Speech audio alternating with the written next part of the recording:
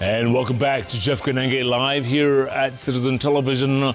On the bench today, folks, it's good to do a check on what's going on in this country, folks. It's always good to do, take a look at people who have been in positions of authority before and ask them what it was like then as opposed to now. So on the far end, Samuel Pogisho, who was a minister back in Kibaki's government. Also, Uhuru was a majority leader, let's not forget that. Sister Kariuki, also CS under Uhuru's government. Kipruto Arab Kirwa, agriculture was his mainstay, and he's a farmer as well. And we want to know, are we going wrong somewhere? Are we going rogue somewhere? What is the deal, folks? Cicely, let me start with you because, not because you're from Nyandara, but, ladies first. What's happening in this country? First, Jeff, thanks for having us. Thank you for coming. Always a pleasure amidst these very solid leaders. Yes. Wise men, I call them. Something isn't quite going right. And, the minute we speak, we don't speak truth to the reality, the more that we are not worth our collective experience as leaders who've been there, seen better days. It took sacrifice, and it will take sacrifice even now, for leadership to be able to deliver on the mandate of leading this country moving forward. There is collective anger, and it's growing. There is collective restlessness, and it's growing. There is collective, if you will, hopelessness, and it is growing. Question that begs to be answered is why? And there are many reasons. To my mind right now is that Kenyans are sandwiched between economic struggles. They are caught in between denial of exercising their rights, be it social, be it association, be it political, and they are being sandwiched, and their voice is being, if you will, shut down. But importantly, is the growing population of the youth at 70% of the population who have become hopeless, have become helpless. And the only way of expression is to get out and vent. And when they try that, you can see what's happening with the civic space. Yeah. The recent example which has really given us, every Kenyan, wherever they are, pain, hurt, helplessness, is the recent gruesome murder of Albert Ojwang. Samuel Pogisho, do you agree with that? I mean, it's chilling, huh? The headlines were chilling. And then the denials, even worse. Well, Jeff, if you look at the parameters for measuring whether we're failing or succeeding, you'll find that the economy, you find the security, you find the unemployment, and then the most important is one parameter which we must consider is called Gen Zs, or youth, the youth of Kenya. And there is so much intolerance to criticism, intolerance to opposition, there's intolerance to pointing out to anything. And that space squeezes out democracy. And I think we keep saying this, that people are hungry and angry, very angry. The population today, you drive yourself, I hope. I do. And I drive myself. And you can see even on the road, you want to join any side of the road today, people are just angry at you. That's how even motorists get angry. And so we are squeezing ourselves to a position where we find that the country requires a sitting, a considered sitting by itself, and ask, how far are we gone from where we should be? And I think there used to be questions a long time ago that you ask yourself, the Kenya we want. But I think we're back there now. We need to ask ourselves, Kenya we want. Because so far, this is not really the Kenya we want. No. not where, as you can see, everybody condemning this particular murder of a young person. Not that one. That's not the way we want to be. Jeff, the police station is a place where we should all be running to for safety. Even criminals should be running to the police station for safety. And then, but this young man was murdered there, and he doesn't. Nobody understands what happened. So let's talk about it. Let's look at the parameters where we should be. The finance bill is coming up. Yeah. The budget is coming up. Yeah. On that side, where are we? How are we doing? Are we borrowing on the good side or the bad side? We need to ask that question. And don't forget the anniversary of the... And then it's coming. Correct. 25th of June. It's coming. Yeah. Security. So I think at this point, we need the government to speak up on these things and say, hey, maybe we have to come up with a situation where we call Kenyans together and say, where do we want to go? Kipruto Arakira, yes, sir. You were there from the start, man. Yes. And you see what's happening. It's unfolding, and it's ugly, and nobody's listening. What do we need to do to make them listen? Well, there are a number of options that we can exploit, but allow me to pass my condolences to the family and relatives of the late Albert Omondi Ojwang, who had to meet his death without really serious consideration on what crime did he commit in the first place. Having said that, there are a number of issues that we need to raise. One, the current regime should realize that they gave a lot of hopes and promises to the people of this country, to the extent that they raised their hopes. And what has been happening is a backlash of promises against deliverables by the same regime. The second issue is that the assignment they undertook at the beginning of time, that is 2022, and whatever is happening today is almost at variance, because there are a number of things that they expected to do, issues of tax collection. They are not able to meet the revenues that they promised. They are not able to meet the issues of pilferage. There is a lot of pilferage in the system, and therefore they cannot deliver as much as they should. The second issue is lack of communication, because the communication they are giving to the public is different from what the public knows. And we are living in an age where information moves faster than the executive is able to move. And this therefore means that some of the statements even they made about Albert Ojwang, they were contradictory, to say the least. And therefore they need to learn more, that the young people, that they think they are so young, know more than many of us in terms of communication and getting the information. The third most important issue, the way, is for them to improve their communication, so that they don't have to lie when people know where the truth is. And this, therefore, coupled with all that, there is what we call trust deficit that has fallen, such that when they make a statement, or whether it's the head of state or any other particular individual, already the public knows this may not be true. And therefore, even the facts they are churning out, whether it's housing, they're able to be proved wrong by their own institutions, Kenya Bureau of Standards, that the houses they are talking about, they have only been able to perform 30% at best. This therefore means they need to up the game.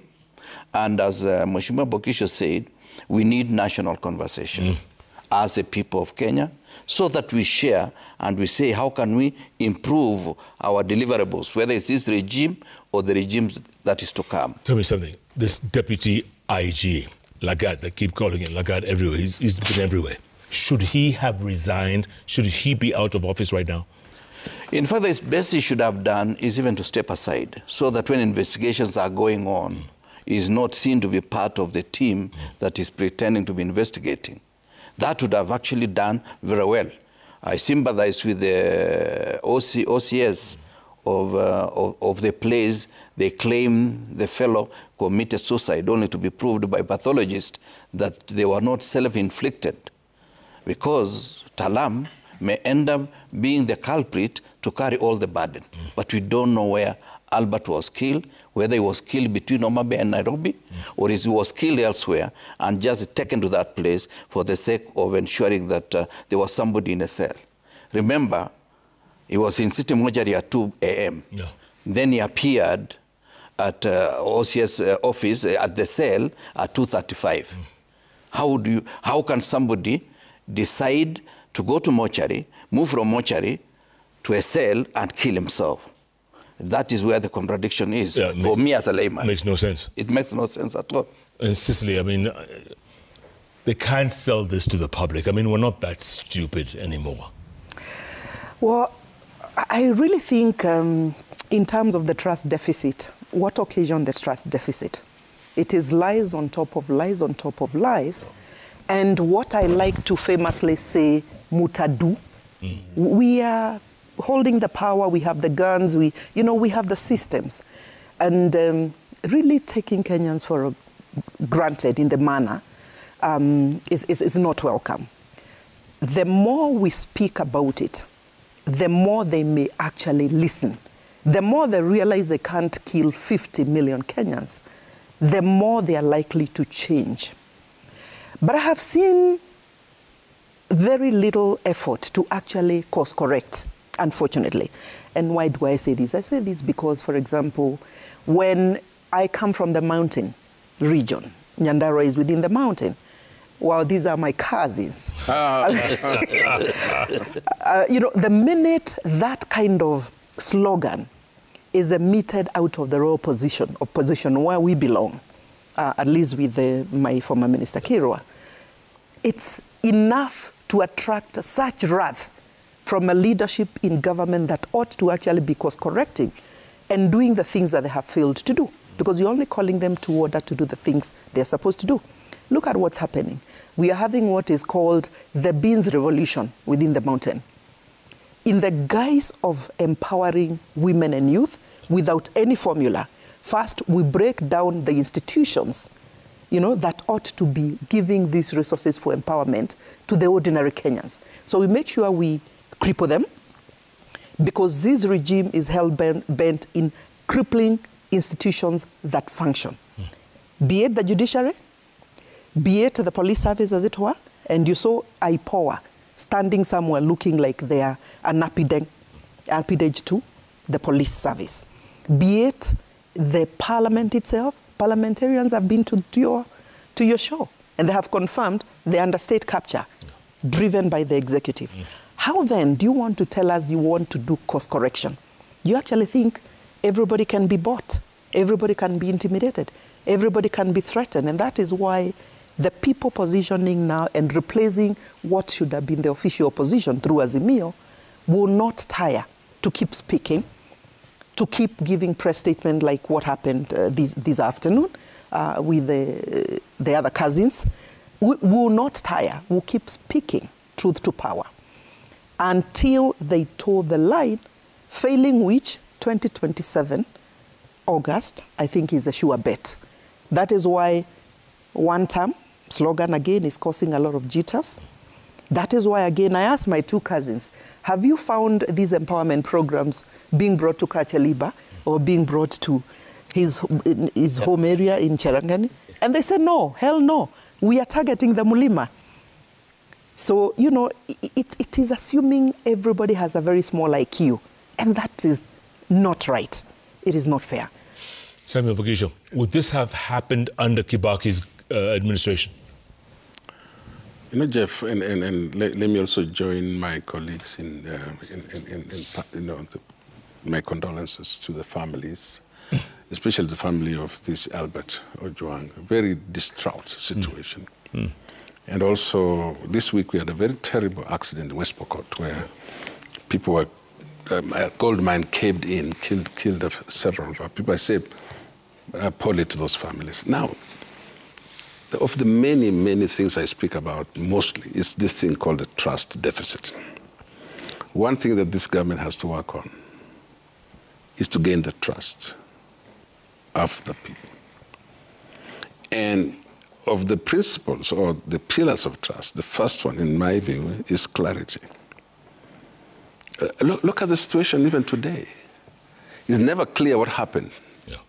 The chronology of things all the way from Homa Bay to here, no one has clarity. No.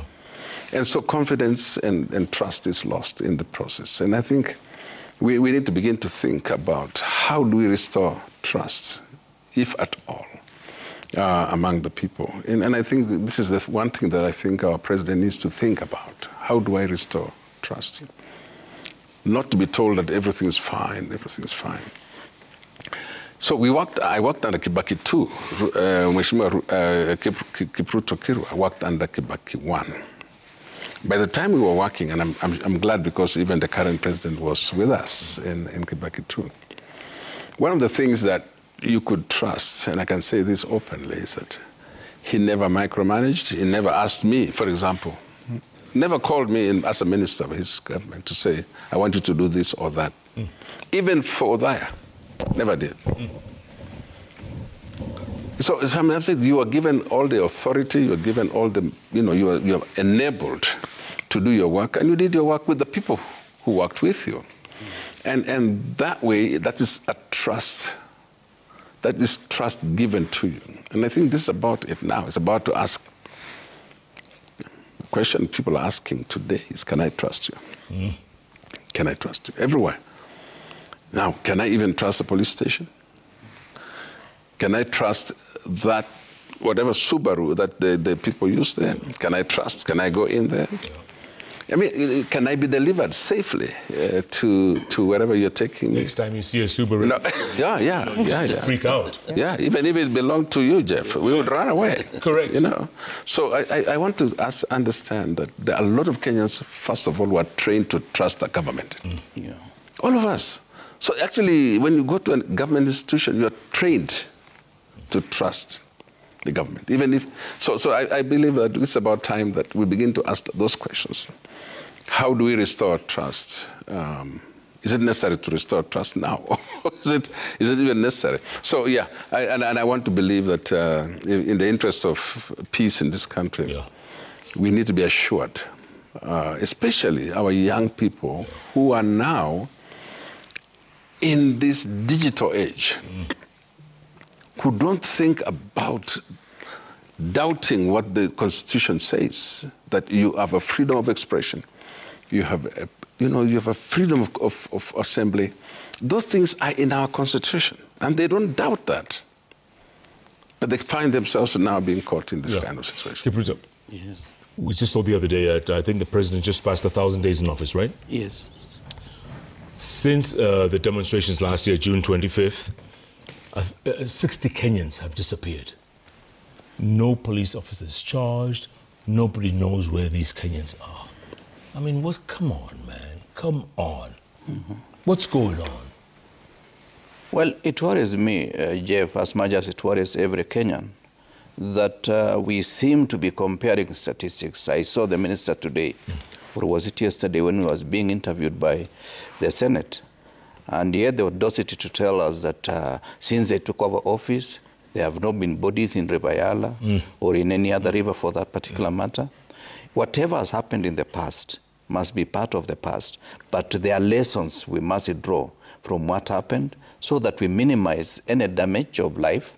The 60 Kenyans and even the Kenyan that was killed the other day is a Kenyan, and even a single life is one life too many, because we do not expect that an institution of government is going to fight against its own citizens. Then you make it look like it's a small case of somebody who might have been in the wrong place at the right time or the wrong place at the wrong time.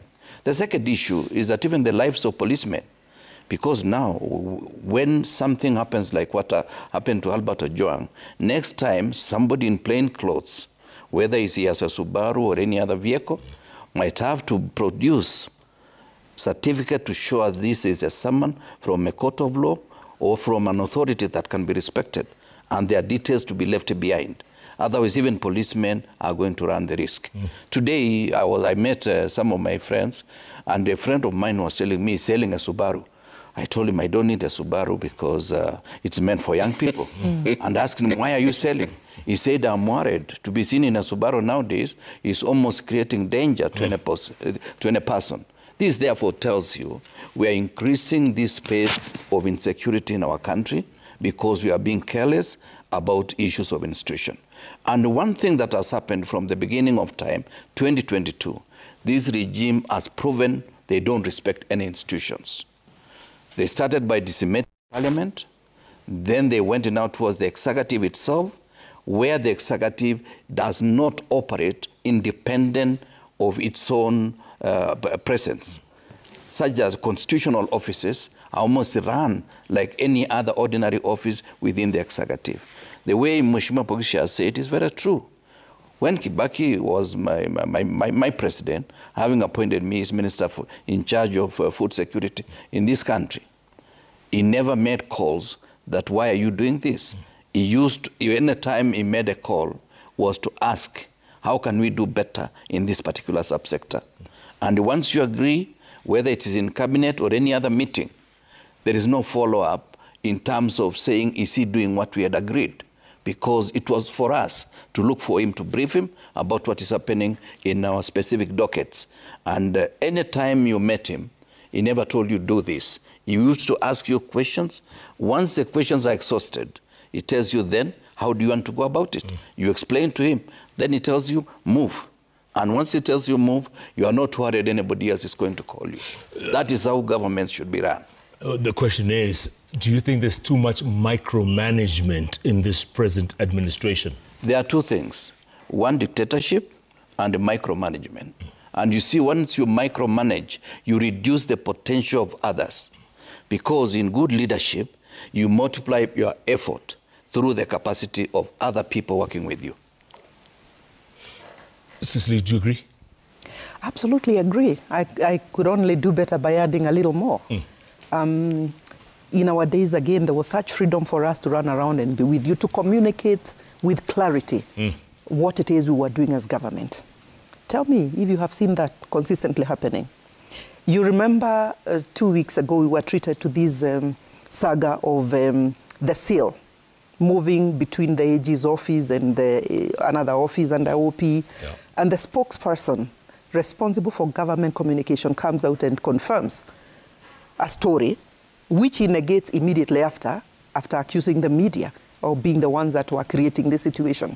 So I think that the left and the right don't seem to actually even be speaking from the same point of view.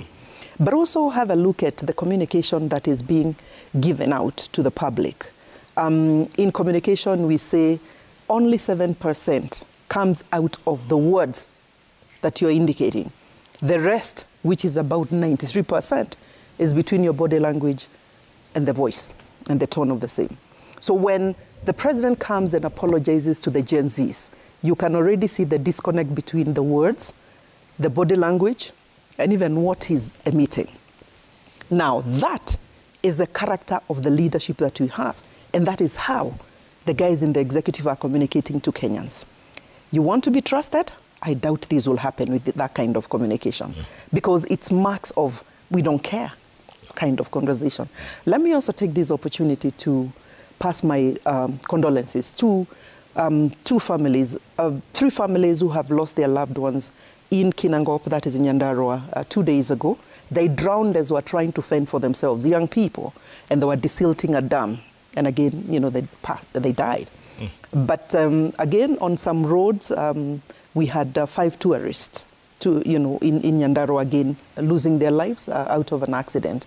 And let me conclude by also passing my condolences to Ojwang's family, but also the young man who has been shot by police in Nakuru, again coming within the same week. Too much pain, losing young lives that you ought not to be losing. And I think that this is why, again, I want to appreciate Kenyans who've gotten out there. The young people, the mothers, the fathers. I mean, it was such a spectacle, everybody getting out and saying, you know, enough is enough, up to a point. Contributing to Ojwang's family to be able to support the very young family. Mothers coming out and saying, you know what, we feel the pain. We stand with you. And Kenyans are now what I call collectively getting out to express themselves. So that even if you delete the messages that made this young man lose his life, Kenyans are actually speaking because they can assume. But careless again of this administration the gentleman who had been arrested together with Albert, having also participated in the social media conversation, was released without any charge. What does that speak to a normal Kenyan? That indeed even the young man ought not to have been killed. And, you know, and unfortunately, we seem to be clawing back very, very quickly on the democratic space. And we are going back to the days of poor governance, both in Kenya, but also in our neighboring countries. See what happened to the former Chief Justice and mother, my sister. You see what has happened to Boniface Mwangi between, you know, Uganda and Kenya. I mean, it must be called to order. I don't think we can go back where we were before we became independent states. Samuel Pokisho, what needs to be done? I mean, you know, we know what the problem is. What needs to be done between now and 27, which is not that far away, by the way. Or 26. Or 26. Depending on how you interpret the 5 years. Yes. Jeff, the second pillar of trust is actually compassion.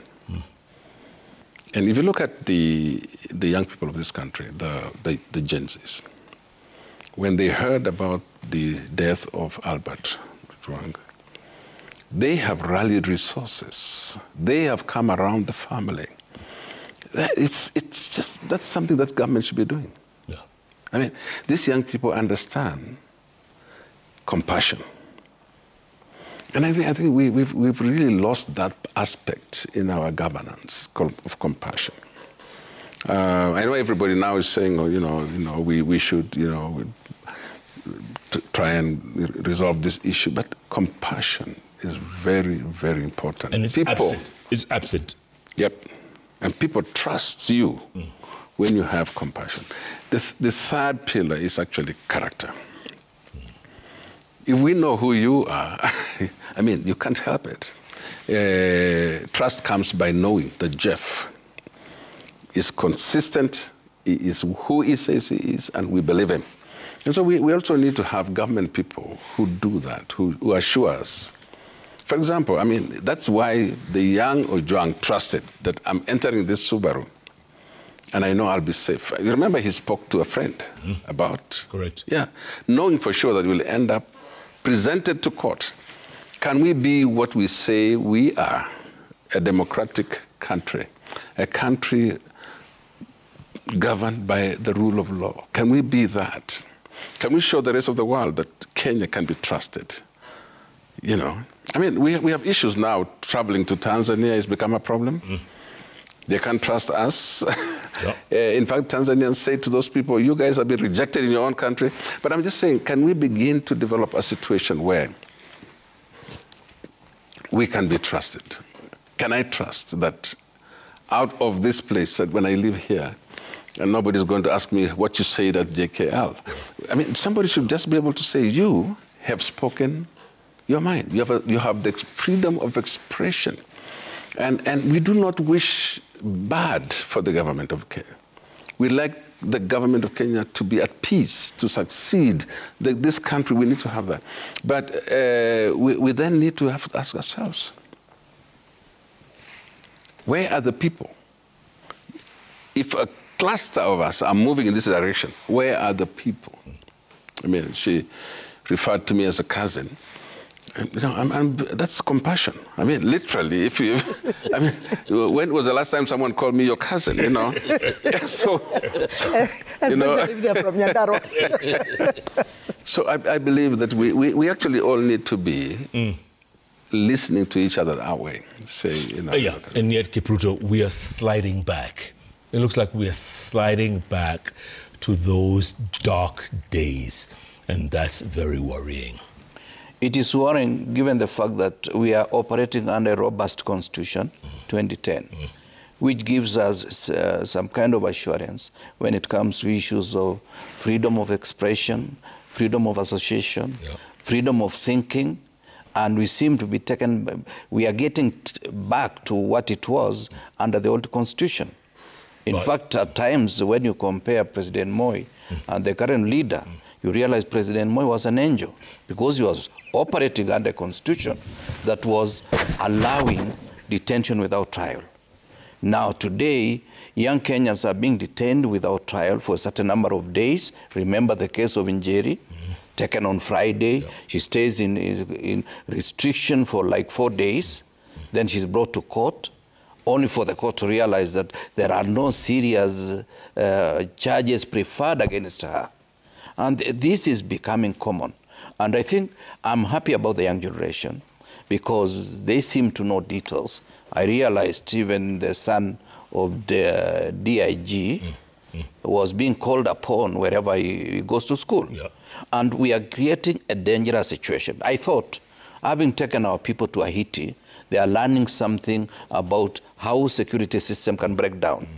They should have learned something from Haiti, that once policemen go rogue, the people also go rogue. And when we meet rogue with rogue, you create a situation where there is going to be lawlessness within the country. And it is not possible for just a number of policemen to take care of 56 million people unless people believe that whenever you are with a policeman, you can trust that particular person and you are in safe hands. Because as my colleague said, whenever you are in trouble and you see there is a police station near, the most important position to take is to run to that police station.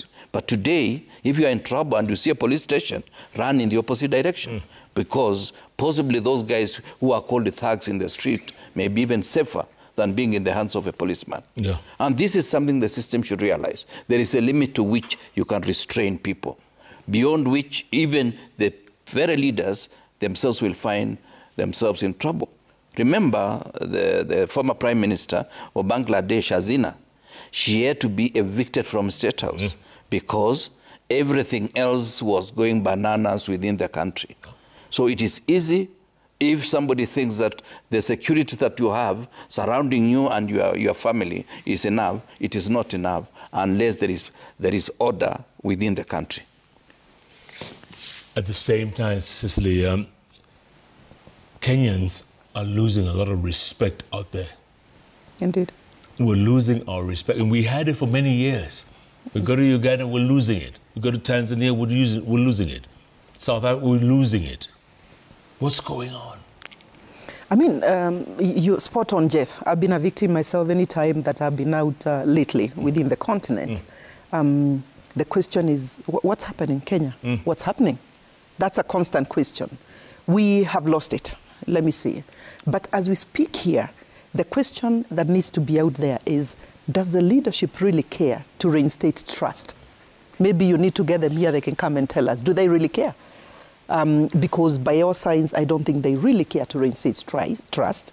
That is why when you complain that we are taking a different political direction, Mulima, then we get a lot of relief food being brought to a county like Nyandarua. Well, we don't need relief food. No.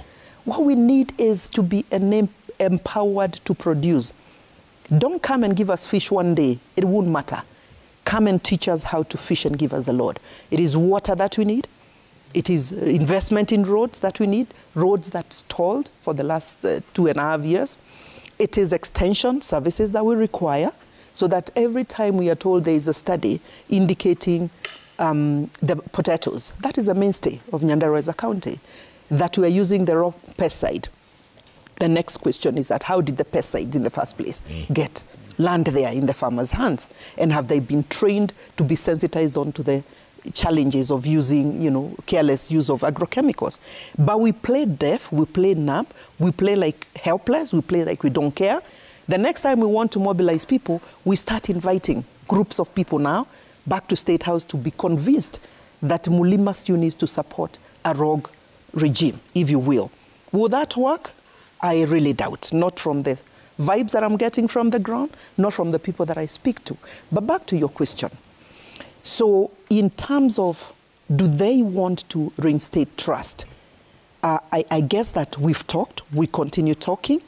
You are offering good platform, the media, so that we keep speaking, because the worst we can do is to actually be quiet and pretend things are okay. Now, we were having a conversation as we waited to come in terms of what the budget reading that is going to be read tomorrow means for us.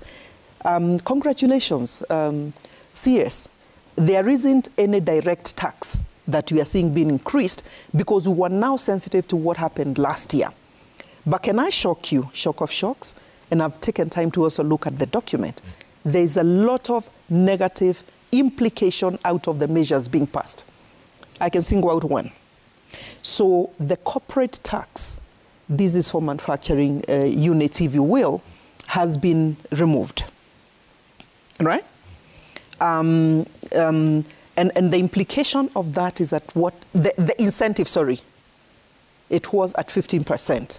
The implication of tampering with the manufacturing sector at this point in time and pulling out any incentives that were there before means that we really don't care in terms of generating employment in this country, that we are comfortable allowing Kenya to become a warehouse.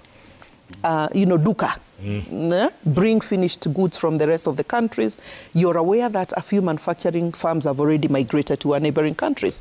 But as if, because it doesn't seem to affect Wanjiko directly, you come and actually bring measures and disincentivize manufacturing in Kenya so that then we are exporting businesses out there. So long term, even if we are to generate 10 jobs, we are not going to, because then we are making our investment environment more uncompetitive. Can I give you another example? What's happening? Yeah. So that we have duties being introduced on packaging materials. Everything that we touch, excise duty, there is implication that again is going to push the consumer, the retail and commodity or good by a similar margin. This is what is going to happen. So